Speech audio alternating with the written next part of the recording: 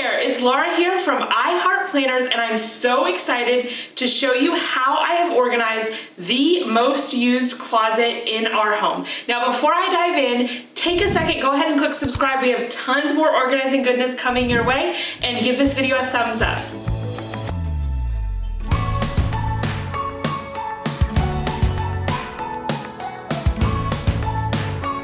Now I mentioned this is the most used closet in our home. It's actually in our dining room, which I know might sound like a strange place to have a closet.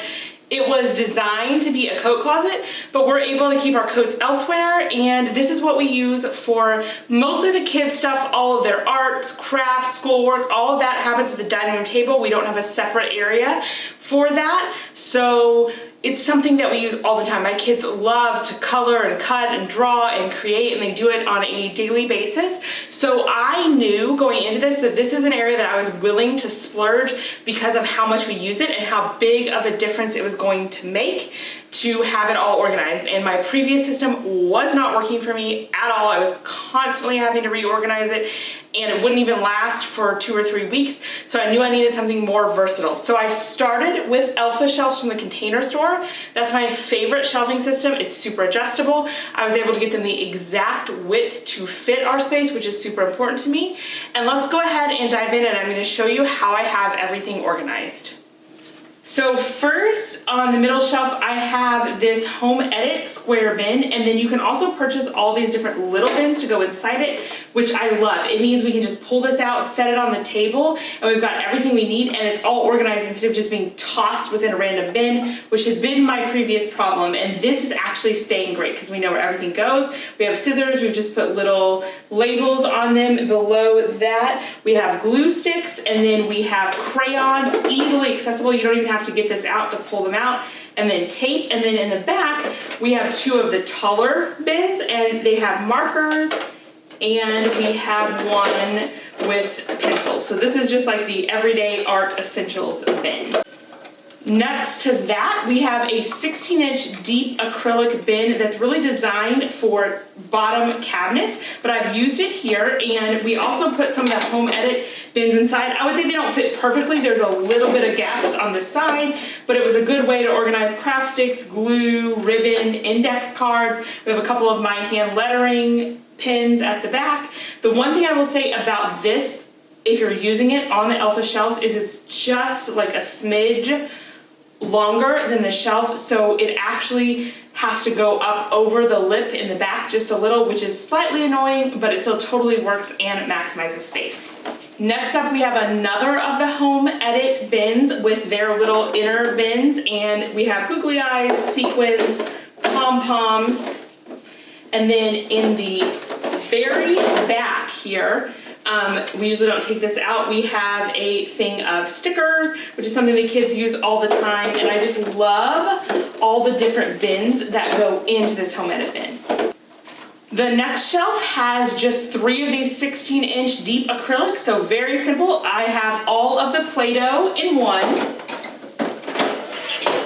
The next one has all the Play-Doh accessories. Also, I love this because this is how many Play-Doh accessories we can have. If we get too many, we have to pare down.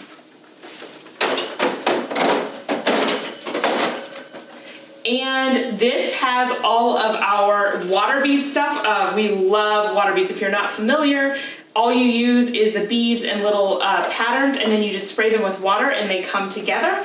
What I love about these bins in particular that's worked so well for us is it's so easy just to carry one activity bin out and set it on the table. The next shelf here, we've made it really narrow because we don't need that space, and all of our Water Wow is in this bin. And next to that, I just have one little bin for some of my hand lettering supplies.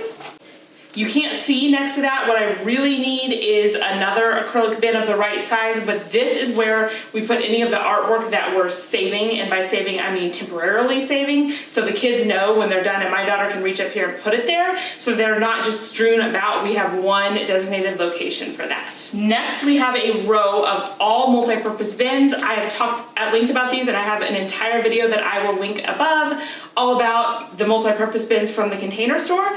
But again, we can just pull these right out, and this one has all of our painting and chalk drawer supplies. So watercolor paints, pens, brushes, stuff like that.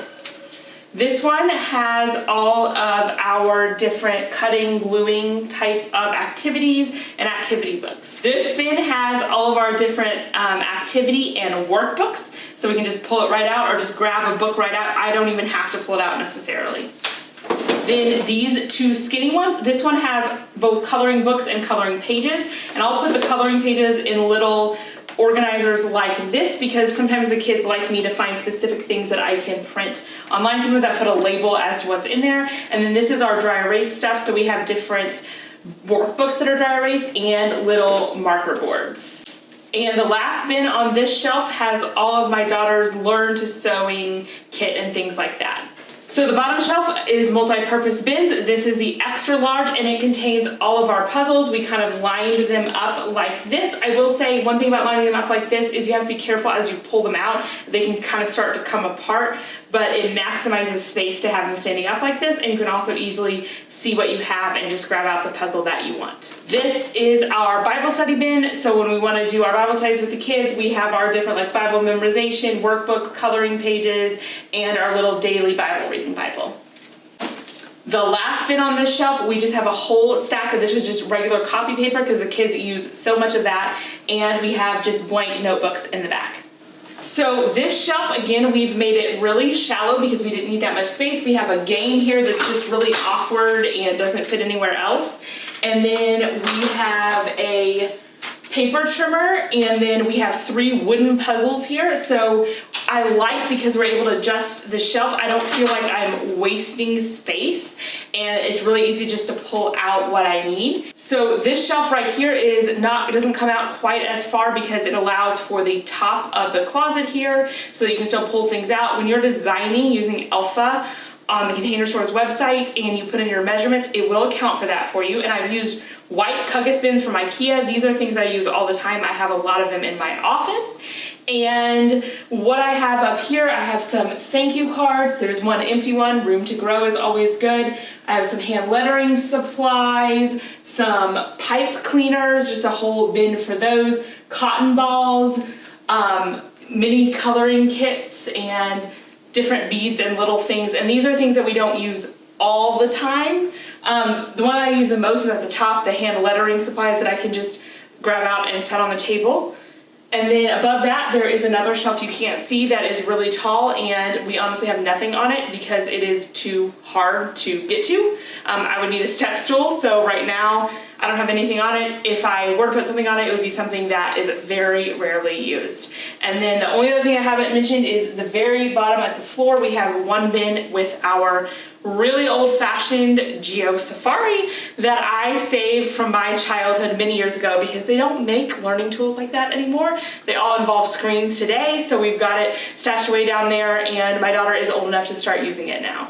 So I hope this has given you some really good ideas about how to organize some of those tricky areas in your home that get used all the time. And if you want to see more organizing, be sure to check out my video on how I use rolling carts if you're looking for more portable organization.